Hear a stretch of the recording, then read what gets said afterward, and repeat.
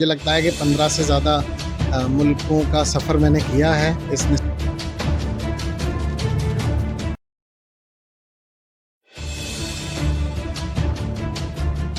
like to invite Dr. Wasif Khan on stage to receive the specially framed interview that has been featured.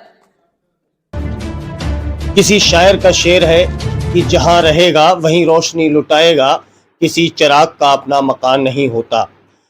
इस वक्त हमारे साथ जो बदायूं के कस्बा ककराला के युवा हैं वो भी एक चिराग का काम कर रहे हैं और अपनी रोशनी से दिल्ली में फार्मेसी की दुनिया में लोगों के जीवन में रोशनी भरने का काम कर रहे हैं। और यहीं तक नहीं, कस्बा ककराला में भी जब जब इनकी ज़रूरत महसूस की है लोगों ने, तब तक इन्होंने ककराला के लोगों की मदद के लिए आगे आने का काम किया है। अभी ककराला में कुछ माह पहले बहुत ज़्यादा बुखार का वायरल फैला हुआ था। उस वक्त लोग जो हैं, डॉक्टर भी आपदा में अफसर ढूंढने का काम कर रहे थे। उस वक्त डॉक्टर वासिफ खान को कुछ लोगों ने इतला दी। डॉक्टर वासिफ खान दिल्ली से लाखों रुपए की दवाइयां लेकर और एक बेहतरीन डॉक्टरों का पैनल लेकर ककराला पहुंचते हैं और ककराला में एक स्वास्थ्य कैंप का आयोजन करते हैं। बड़ी संख्या में लोगों को दवाइयां वितरित की जाती हैं। ऐसी शख्सियत आज हमारे साथ हैं। डॉक्टर वासिफ खान, आपका बहुत बहुत स्वागत है। शुक्रिया, बहुत शुक्रिया, थैंक यू वेरी मच। आपका स्वागत है इस टाइम पे कि आप इस मुझसे मुलाकात करने के लिए ककराला से यहाँ दिल्ली तक का आपने सफ़र तय किया है। बहुत बहुत शुक्रिया।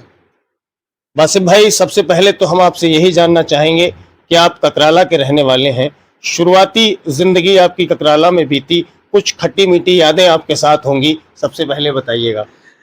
नहीं, बिल्कुल, मैं बताना चाहूँगा कि मेरे वालिद साहब जनाब अख्तर अली ख़ान साहब, अख्तर ठेकेदार के नाम से मशहूर हैं वो ककराला में। तो जी, मैं उनका मझला बेटा हूँ और मेरा एक छोटा भाई और भी है, राशिद, और बड़े भाई जैसा कि आप जानते हैं ताहिर भाई, वो हैदराबाद में सेटल्ड हैं। और मेरी बहनें वगैरह वो कुछ लोग की शादी दिल्ली में हुई है, कुछ वहीं ककराला बदायूं में भी हैं। तो एक संपन्न और बड़ी फैमिली से बिलोंग करता हूं मैं। और मेरी शुरुआती तालीम ककराला में भी हुई है और जैसे कि मैं मदरसा जामिया इस्लामिया में भी पढ़ा हूं, उसके बाद में फलाह-ए-आम स्कूल में, देन बदायूं में मिशन स्कूल में भी, और इस्लामिया इंटर कॉलेज में। इस बीच में मैं Saint Paul's school Kathgodam Nainital में भी रहा हूँ, वहाँ हॉस्टल में रह के मैंने पढ़ाई की है। और फिर उसके बाद में फिर अलीगढ़ में आया, अलीगढ़ मुस्लिम यूनिवर्सिटी में भी एनरोल हुआ, वहाँ बहुत कम टाइम के लिए था। उसके बाद में फिर हमदर्द यूनिवर्सिटी में जब मेरा बी फॉर्म में सिलेक्शन हुआ, एंड देन फिर जामिया हमदर्द से मैंने बैचलर्स मास्टर्स वगैरह की है। उसके बाद में फिर मैं जॉब में आया और जॉब मैंने शुरू की नोएडा में, एक कंपनी थी एक्योर लैब्स, उससे। उसके बाद फिर मैं विप्रो में मैंने जॉब की है। फिर एक लंदन बेस्ड कंपनी थी काइनेप्स, उसमें रहा। फिर एक जर्मन बेस्ड कंपनी थी फार्मालैक्स, और एवोलेट हेल्थ के जो रशियन कंपनी, उसमें। तो काफ़ी अच्छी अच्छी कंपनीज़ में मैंने काम किया है। इस बीच में जो मिनिस्ट्री ऑफ हेल्थ के अंडर में आता है रेगुलेटरी अथॉरिटी वगैरह कुछ जगहों की, तो उनके साथ भी मेरा एसोसिएशन रहा है। जैसे यूरोप की अथॉरिटी है, उसके लिए भी काम किया एक कंपनी के तहत। और तो ये रहा है शुरुआत से लेके, मैंने सारा ही बताया आपको। तो ये है। और ककराला की रही यादों की बात तो भाई जाहिर सी बात है, वो तो हमेशा साथ चलती हैं। और अभी भी मेरा जाना आना रहता है वहाँ पर। मैं बहुत फ्रीक्वेंट विजिटर हूँ अपने होम टाउन का, जुड़ा रहता हूँ लोगों से। और जब भी मुझे ज़रूरत होती है तो लोग मेरे बहुत काम आते हैं, हाल चाल पूछते हैं। और जब वहाँ पर लोगों को ज़रूरत होती है तो जाहिर सी बात है, मेरा भी फ़र्ज़ बनता है कि मैं लोगों के साथ खड़ा रहूँ। वासिफ भाई, इस वक्त आप फार्मेसी में हैं और दिल्ली में फार्मा रतन के नाम से शायद कंपनी चला रहे हैं, उसमें।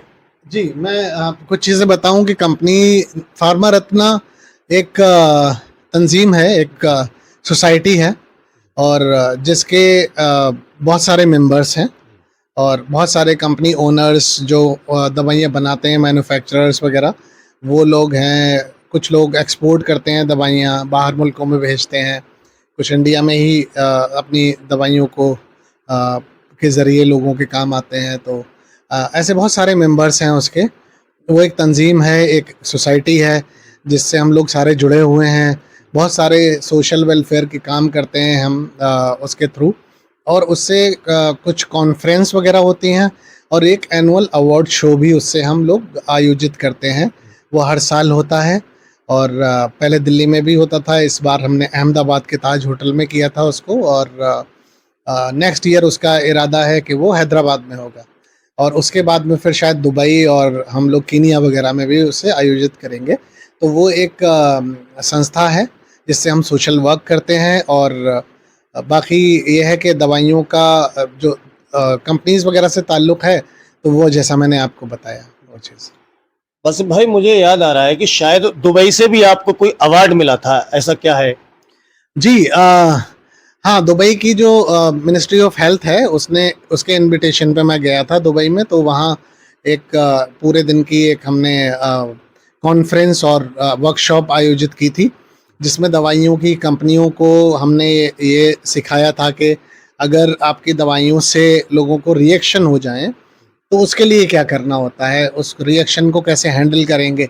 जो कि मेरा बेसिक काम भी यही है मेनली, कि दवाइयों को रजिस्टर कैसे कराना है बाहर के मुल्कों में, इंडिया में भी।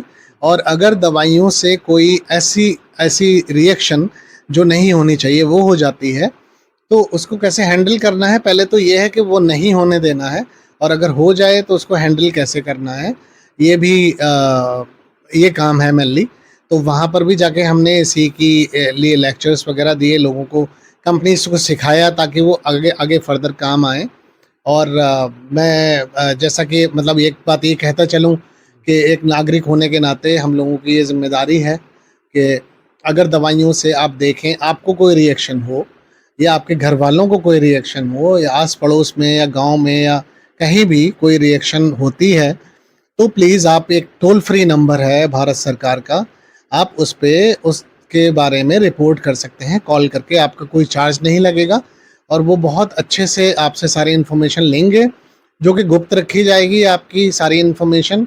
और उसमें ऐसा कुछ भी नहीं है, बस आप एक अपनी ज़िम्मेदारी दे रहे हैं। आपने कॉल कर दिया, उसके बाद में आपका रोल बिल्कुल ख़त्म, कहीं आपका नाम नहीं आना, कुछ नहीं आना। जो कि आप डिस्क्रिप्शन में चला दीजिएगा वो नंबर, टोल फ्री नंबर, और जिससे कि फ़ायदा होगा लोगों को, ताकि फिर, और उसका कोई एक्शन ऐसा नहीं है कि डॉक्टर्स पे लिया जाए, आप पे लिया जाए, किसी पे कोई एक्शन नहीं होता। बट ये है कि वो लोग ये चीज़ों के लिए कोशिश करते हैं, हम बाकी सब लोग, कि वो रिएक्शन किसी को दोबारा से ना हो। तो ऐसा अगर आप चाहते हैं कि जो आपके साथ हो गया हादसा वो दोबारा से किसी के साथ ना हो, तो इस चीज़ से जुड़िए प्लीज़। और ये बहुत अच्छी जानकारी आपने लोगों तक पहुंचा दी। इसके अलावा जो है भारत में तो आप सेवाएं दे ही रहे हैं, भारत के अलावा जो है कई मुल्कों में भी मैंने सुना है आपने सीखने और सिखाने के हिसाब से गए गए हैं, तो क्या कुल कितने मुल्क होंगे वो? आ, मैं खैर मुझे ठीक से याद नहीं, लेकिन मुझे लगता है कि 15 से ज़्यादा मुल्कों का सफ़र मैंने किया है, इस निस्बत से कि सीखना सिखाना लोगों को जाके, जैसे कि यूरोप में मैं जर्मनी, इंग्लैंड, स्पेन और फ्रांस वगैरह यहाँ पर गया हूँ। अरब ममालिक में भी मैंने दौरा किया है। सेंट्रल एशिया जैसे ये रशिया, कज़ाकिस्तान वगैरह, यहाँ पर भी मैं गया हूँ।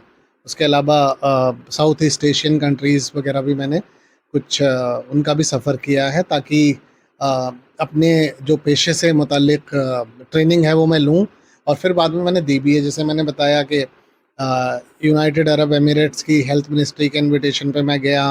अभी एक साउथ अफ्रीकन हेल्थ मिनिस्ट्री और कुवैत की हेल्थ मिनिस्ट्री वगैरह के लोगों ने भी मुझे कांटेक्ट किया था कि शायद वहाँ पर भी वो लोग ऐसा कुछ प्लान कर रहे हैं कि ट्रेनिंग्स वगैरह ऑर्गेनाइज करेंगे, और उसमें I could be one of the speakers. तो ये चीज़ है।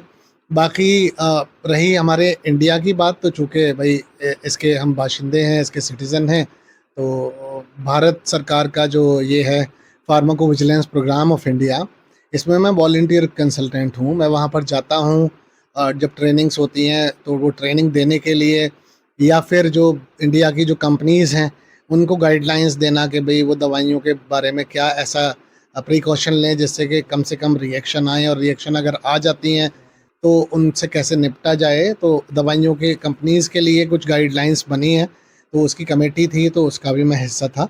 और मैं गवर्नमेंट से कोई इसके लिए फ़ीस वगैरह चार्ज नहीं करता। गवर्नमेंट से कोई फीस चार्ज नहीं करते आप, बड़ी बात है। एक एनजीओ और तंजीम भी आप चलाते हैं, उसके माध्यम से भी लोगों की आप खिदमत करते हैं। आपने कोरोना काल में भी काफ़ी लोगों की खिदमत की। कोरोना काल का कुछ एक्सपीरियंस शेयर करिए आप। जीशान भाई, मैं सराहना करूँगा कि आपने अच्छा होमवर्क किया है और काफ़ी कुछ मालूमात आपने इकट्ठी की है, या फिर आपको, चूँकि आप भी हमारे यहाँ के हैं, तो आपको ये सब चीज़ें टाइम टू टाइम पता चली हैं। तो तंज़ीम के बारे में जहाँ तक बात है, भई हमने चूँकि अलीगढ़ से तालीम हासिल की है, और बहुत सारे लाइक माइंडेड लोग हैं जो कि ककराला के से हैं उनका ताल्लुक़, और मैं अपने बचपन से उन लोगों के साथ में रहा हूँ। तो उन लोगों के साथ में मिलके हमने शुरुआत की थी कि एक सर सैयद यूथ क्लब बनाया था, जिसका कि बाद में नाम हो गया था ककराला यूथ क्लब। उससे जुड़ के हमने कई सारे काम किए, बहुत सारे नौजवान लोग उसका हिस्सा हैं, कई एक को आप जानते भी हैं, अब नाम खैर क्या लूँ सबके। तो उसमें आपने देखा होगा कि आपको याद हो कि दिल्ली के लिए जो बसें चली थीं, सिर्फ दिल्ली के लिए नहीं, उस टाइम पे अलीगढ़ के लिए भी, बरेली के लिए भी, और आई थिंक मेरठ के लिए भी ककराला से बसें रोडवेज़ की चली थी, जो कि हम लोगों ने जाके कोशिश की थी, उसका एक हिस्सा है। और उसके अलावा हम लोग गए थे यहाँ का जो बदायूं का बिजली विभाग है, उसमें भी हम लोग गए थे। वहाँ के जो अधिशासी अभियंता वगैरह होते हैं, ज़िम्मेदार, उनसे मिले थे। बदायूं हॉस्पिटल में सीएमओ साहब से मिले थे, और सब लोगों ने अच्छा आश्वासन दिया। कुछ ने काम किया, कुछ का थोड़ा-सा डिलेड था, और यकीन मानिए कि वो लोग ये देख के ये एजुकेटेड क्लास और यंग जनरेशन आ रही है अपने काम कराने के लिए, कोई पॉलिटिकल इन्फ्लुएंस नहीं है, बहुत खुश हुए थे सारे अधिकारी, और उन्होंने अच्छा रिस्पॉन्स दिया था।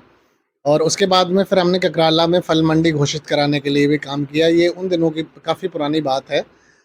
तब मैं एक स्टूडेंट ही हुआ करता था, सारे लोग स्टूडेंट ही थे उस टाइम पे, जितने भी हम थे। फिर वही सारे लोग, ऑलमोस्ट सब लोगों ने मिलके एक आस वेलफेयर सोसाइटी नाम से एक एनजीओ बनाई है, जो कि अब तक काम कर रही है। तो उसका मैं भी एक मेंबर हूँ। हालांकि उन लोगों ने मुझे बोला कि आप प्रेसिडेंसी इसकी संभालें, तो मैं उसका प्रेसिडेंट भी हूँ, और उसके अलावा सारे बहुत ज़िम्मेदार लोग हैं। काम ज़्यादातर वही लोग करते हैं, चूँकि मैं दिल्ली में रहता हूँ, तो काफ़ी अच्छा चल रहा है। हमने कोरोना के टाइम पे लगभग 1,500-2 हज़ार राशन की किटें उसी के ज़रिए तक़सीम की वहाँ पर लोगों को। और एक और एनजीओ है दिल्ली में, जिसका नाम है रब दी मेहर एनजीओ, जो कि फार्मा रत्ना की ही एक सिस्टर कंसर्न है, तो मैं उससे भी जुड़ा हुआ हूँ। कोविड में हमने यहाँ पर कालिंदी कुंज या नोएडा का जो बॉर्डर है, तो वहाँ पर हमने कई सारे फूड के पैकेट्स वगैरह बाँटे थे, जब लोग यहाँ से माइग्रेट कर रहे थे दिल्ली से, अपने-अपने गाँव जा रहे थे पैदल और वैसे भी, तो उनके लिए भी वो सब किया था। बेसिकली क्या है कि ये जो हमारा फार्मा रत्ना है, ये थोड़ा-सा यूनिक है। इसमें ना, जैसे मैंने आपको बताया, बहुत सारे कंपनी ओनर्स जिनके अपने मैन्युफैक्चरिंग प्लांट हैं, फैक्ट्रियाँ हैं, वो सब इससे जुड़े हुए हैं। तो होता क्या है कि कई मौक़ों पे ऐसा भी होता है कि उनके पास मेडिसिन्स होती है, जिसको जो उनके ज़्यादा काम की नहीं रहती, और वो निकालना चाहते हैं। और कई जगह ऐसा होता है जहाँ कोई नेचुरल कैलेमिटी है, कोई प्राकृतिक आपदा है, तो वहाँ पर वो फ़ौरन कंज़्यूम हो जानी है। वो दवाइयाँ फ़ौरन वहाँ खा सकते हैं लोग, उनको चाहिए उस टाइम पे। तो ये विन-विन सिचुएशन होती है, इस तरफ से दवाइयाँ लेना, वहाँ पर पहुँचाना, तो वो एक अच्छा काम होता है, क्योंकि दवाइयों की तो ज़रूरत हर जगह होती है। तो ये हम मेन हमारा काम जो फार्मा रत्न से है, वो ये भी है। और उसके अलावा जैसे मैंने आपको बताया कि ये सब चीज़ें भी करते हैं। तो अपनी जॉब के, अपनी बिज़नेस के साथ-साथ मैं ये 2 एनजीओज़ वगैरह हैं, इनसे जुड़ा रहता हूँ। कोशिश करते हैं कि ज़्यादा से ज़्यादा काम आए। वासिफ भाई, तालीम ही बोल रही है ये, और मैं चाहूँगा कि ककराला के लोगों के लिए और तालीम पर आप क्या मतलब कहना चाहेंगे? ककराला के लोगों को क्या संदेश देना चाहते हैं?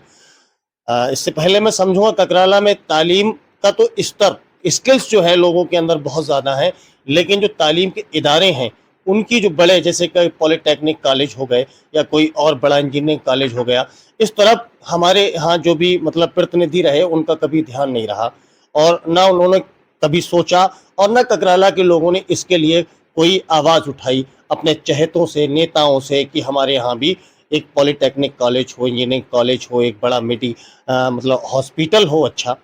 तो खैर मैं इस चीज़ों पे जाऊंगा तो बहुत आगे निकल जाऊंगा, लेकिन उस पर मैं चाहता हूं कि तालीम को लेके आप क्या सोचते हैं और क्या कहना चाहते हैं।